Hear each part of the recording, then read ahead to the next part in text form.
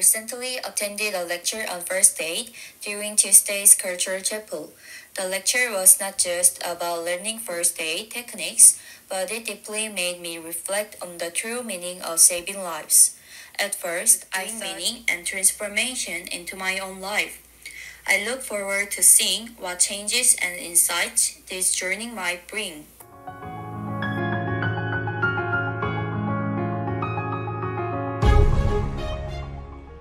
안녕하세요. 모건대학교 채플 에세이 대회에 참가하게 된 미술교육과 김소진입니다. 12주에 걸쳐 채플을 들으며 얻은 소감을 나누기 위해 이 영상을 제작하였습니다. 모건대학교는 학기가 진행되는 15주 중 12주에 걸쳐 채플이라는 강의가 개설되는데요. 그 중에서도 제가 들은 문화 채플에서는 매주 귀감을 주시는 다양한 동문들이 방문해 주셨습니다. 따라서 매주 존경스러운 선배님들을 뵈며 좋은 말씀을 들을 수 있고 혹은 졸업을 하여 사회로 나가더라도 학교에서 서로를 위하고 우리를 위해 방문해주신 많은 분들을 떠올리시면 좋겠습니다. 삶을 살아가는 것뿐이더라도 늘 나를 응원하고 좋은 이야기를 전하기 위해 찾아와주신 많은 분들이 있었음을 기억하며 따뜻한 사회를 만들어 나가는 주축이 되길 희망합니다. 이상 영상을 마치도록 하겠습니다. 감사합니다.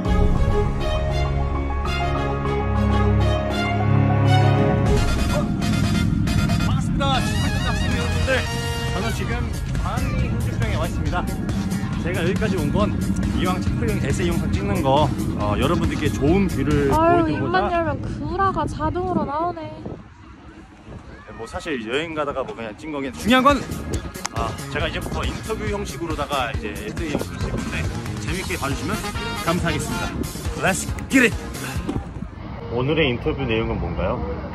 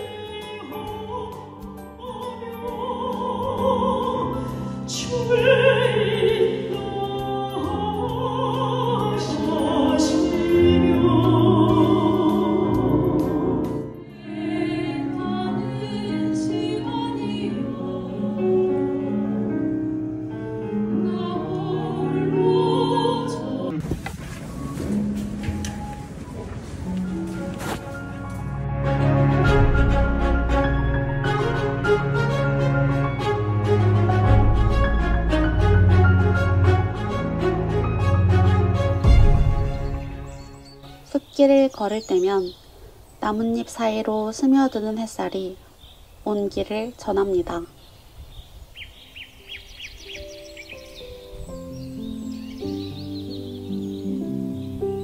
부드러운 바람이 나뭇잎 사이를 살며시 지나가듯 이 고요한 순간이 채플 강연 시간에서 느꼈던 평화와 닮아 있습니다. 햇살이 나무 사이로 스며드는 걸 지켜볼 때면 속 잠시 멈춰 숨을 고르는 순간처럼 그 자리에서 나를 돌아보고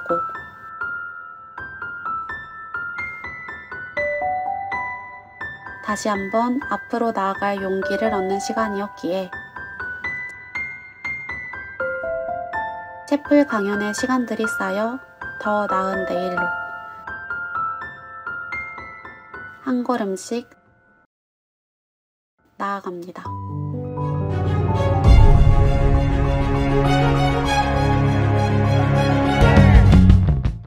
안녕하세요. 화요일 문화채플 수업을 듣고 있는 미술교육과 박주현, 이환희입니다. 저희는 채플 수업을 토대로 안전과 관련한 영상을 만들었습니다. 저희는 이와 관련한 쇼폼 영상을 제작한 중 소감으로 마무리 짓겠습니다. 그럼 시작해볼까요? 안녕! 뿅! 안녕하세요 여러분. 이 사진 보이시나요? 이 사진처럼 우리는 쓰러진 사람을 언제든지 볼 수도 있습니다. 아니면 지치고 힘들 때 어떻게 버텨나가야 하는지 등에 대해서 세세하게 말씀해 주시는 교수님들과 강사님들도 계셔서 삶의 질을 올리는 방법을 터득할 수 있는 유익한 시간을 가지게 된 것 같습니다. 그래서 이러한 대회도 학우분들께 추천드리고 싶다는 생각이 들었습니다. 저희의 영상이 많은 분들에게 전달되었길 바라며 앞으로의 채플 수업이 나날이 발전하길 기대합니다. 감사합니다.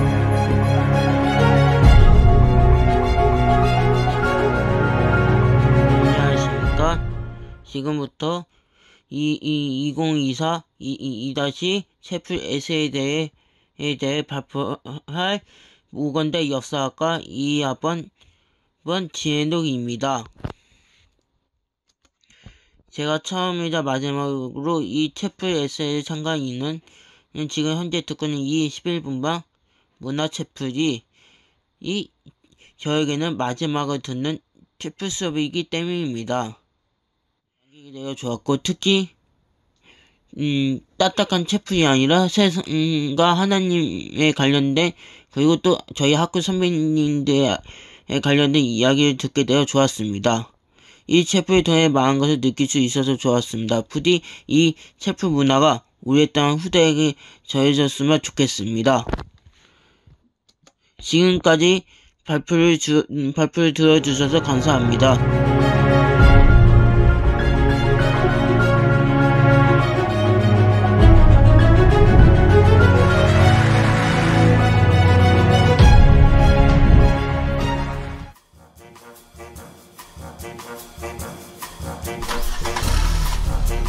안녕하세요. 저는 모건대 영국영상학부의 졸업반으로 재학 중인 1학번 김도입니다.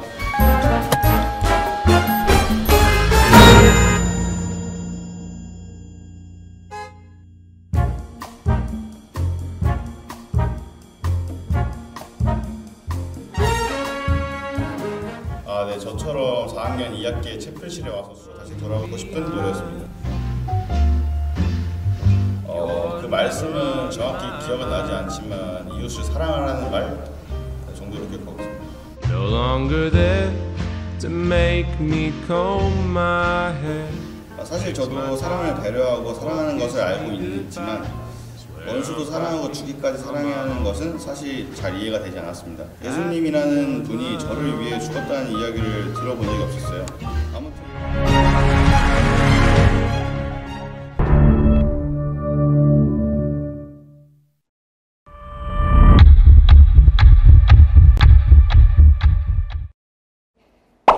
채플이란 무엇일까요?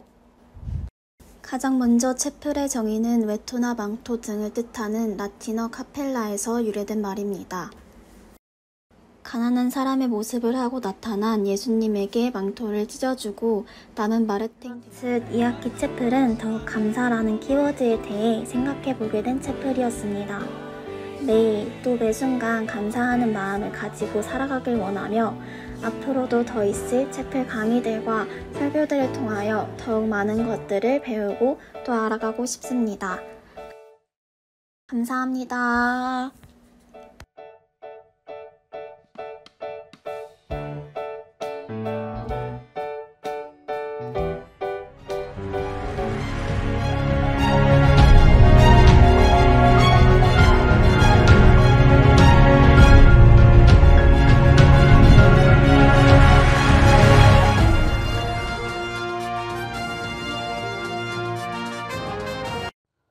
안녕하십니까? 수요일 9시 영어 채플 뉴스를 시작하겠습니다.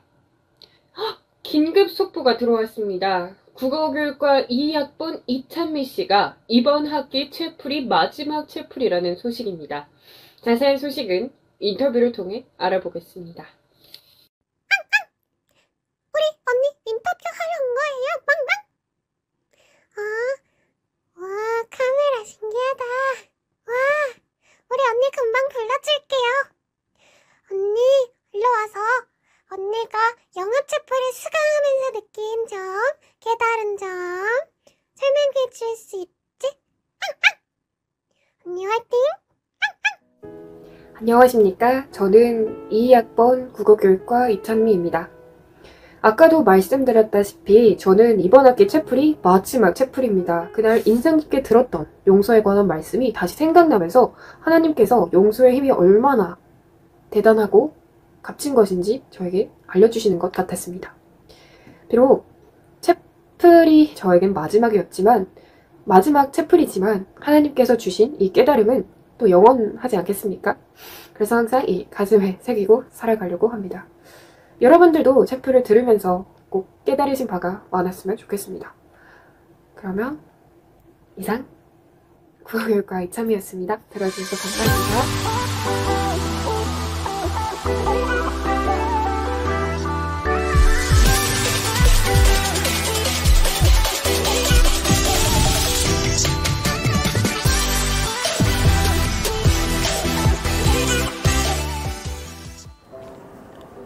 안녕하세요. 영어교육과 김진입니다. 벌써 채플 수업을 수강한 기간이 2년이나 되었습니다. 2학년이 되고서 처음으로 클래식 채플을 듣게 되었는데 매주 다른 강사분들이 오셔서 강연한다는 점이 새로웠습니다. 벤처기업 회장님이라던가 소방대학 교수님, 경찰청장님 등등 우리 사회의 다양한 분야의 인사분들과 목회자분들이 오셔서 말씀을 나누시던 게 기억에 남습니다. 그분들은 오시면서 심폐소생술 같은 실용적인 활동부터 대학생이라면 필요한 문화적 교양이라든가 문학적 교양의 메시지를 설교해 주셨습니다. 많은 강사분들의 수업 중 가장 기억에 남고 위로가 되었던 수업이 하나 있었는데 바로 겨울을 견디는 법이었습니다. 이 수업을 듣고 저는 크게 감명을 받았던 구절이 있었는데 바로 겨울은 인간에게 늘 어렵고 장애물이 됩니다. 춥고 생물이 살기 힘들어지고 외롭고 고독해지고 무기력해지죠. 대학생도 예외는 아닐 것입니다. 한국에서뿐만 아니라 지금 전 세계적으로 대학생들의 미래가 그리 밝지 않다는 사실이 우리에게 현실로 다가오고 있습니다. 관계는 고립되었고 경제적으로 부담이 되는 것도 무시할 수 없습니다. 대학생은 청춘을 대표하는데 여기서 추운은 봄의 의미를 나타내고 있습니다. 하지만 지금 시대의 대학생은 봄이 아니라 겨울을 지내고 있다는 걱정과 우려가 가속화되고 있습니다. 따라서 계절의 겨울뿐만 아니라 인생의 겨울을 우리가 맞이하고 준비해야 합니다. 보통 겨울에는 추위를 대비하기 위해 방한용품인 방한복을 입습니다. 패딩이나 목도리든 어느 것이든지요. 방한복은 육체적으로 외부의 추위를 막기 위해 필요한 것이죠. 우리는 이 방한복이 육체적인 측면뿐만 아니라 마음적인 측면에서도 필요하다는 것을 알아야 합니다. 춥고 시린 이 혹독한 겨울에서 내 마음을 따뜻하게, 내 청춘의 봄을 혹독한 겨울로부터 보호할 수 있는 심리적 방한복을 마련해야 합니다. 라는 구절이 저에게 크게 기억에 남았습니다. 이 강의를 듣고 저 같은 경우에 저만의 마음의 방한복을 갖출 수 있게 되었습니다. 겨울을 비유로 한 강연에서 들었던 심리적 방한복이라는 개념은 제가 삶에서 어려운 순간에 대하는 방식을 바꾸는 계기가 되었습니다. 저는 실제로 강의를 듣고 나서 강연 이후 실천했던 2가지 습관이 있습니다. 첫 번째로는 일주일간 저는 하루의 시작과 끝을 스스로에게 긍정적인 말을 건네는 습관을 들였습니다. 아침에는 오늘도 나에게 최선을 다하자라는 다짐을, 밤에는 수고했어, 네가 해낸 것들은 분명 의미가 있어 라는 위로를 해주었습니다. 이 작은 습관은 하루의 무게를 덜어주는 심리적 방한복처럼 느껴졌습니다. 처음에는 어색했지만 시간이 지나면 스스로를 더 긍정적으로 바라보게 되었고 자존감이 높아지는 변화를 느꼈습니다. 마음이 따뜻해지니 주변 사람들에게도 더 너그러졌습니다. 두 번째로는 원래 자기 전까지 핸드폰을 만지며 잠에 들었으나 그 대신에 매일 밤 자기 전 10분 정도 눈을 감고 하루를 되돌아보며 감사한 점을 떠올리거나 짧은 기도를 드렸습니다. 오늘 하루를 지켜주셔서 감사합니다. 같은 간단한 기도를 하며 마음을 정리하는 시간이 점점 익숙해졌습니다. 심리적 방한복으로 추천된 기도와 명상은 처음에는 익숙지 않았습니다. 과연 내 마음이 진정될까라는 의심이 들었죠. 하지만 작은 실천에서 시작했습니다. 놀랍게도 이런 시간이 쌓이며 마음이 정돈되고 혼란스러웠던 생각들이 차분히 가라앉는 경험을 했습니다.